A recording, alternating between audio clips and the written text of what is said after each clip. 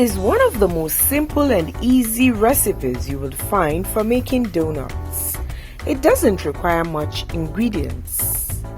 Listed below are some of the ingredients I will be using for this demonstration. This recipe gives you that yummy, soft and fluffy donuts. I tell you, you're going to love this.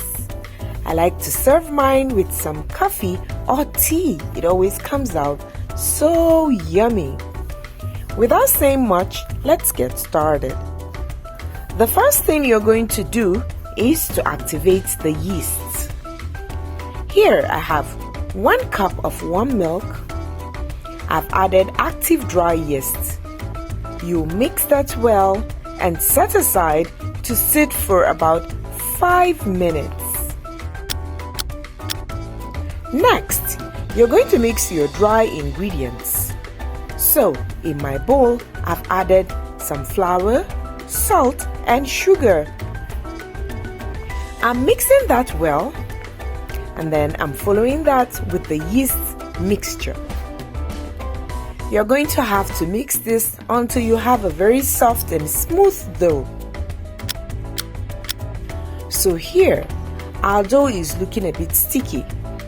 So I'm just adding about 1/4 cup of flour. I'm going to further knead this until the dough is very smooth and soft. So this is how the dough should look. A bit sticky, but it's soft. So just cover it with a kitchen towel and let it sit for about 10 minutes. Then next, we're going to transfer it to our working space. Make sure you have a bigger working space because you're going to actually knead this for quite some time. We'll flatten that, and then here I'm adding butter, unsalted butter.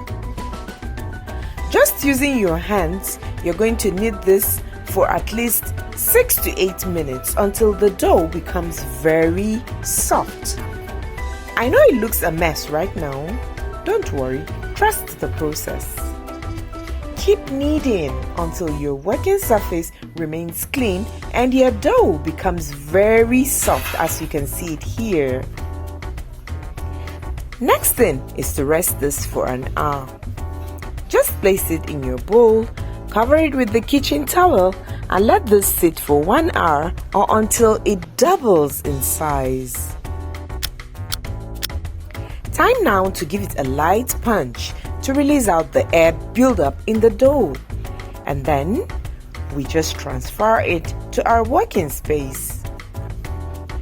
We are just going to cut this into 10 equal parts. Something I want to put across really quick is that this recipe gives you a very sticky dough. So try to follow all the measurements I've aforementioned to give you a good result. Also, this recipe doesn't require any donut cutter. Once you're done forming the balls, you're just going to use your thumb to create holes at the center of each ball, as you can see the way I'm doing it.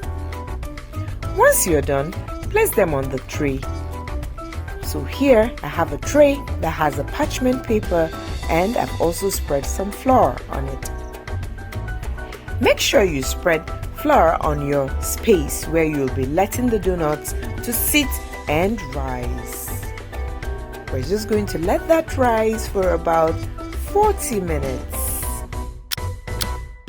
The next step is to fry. Here, I'm just adding some oil in my pan.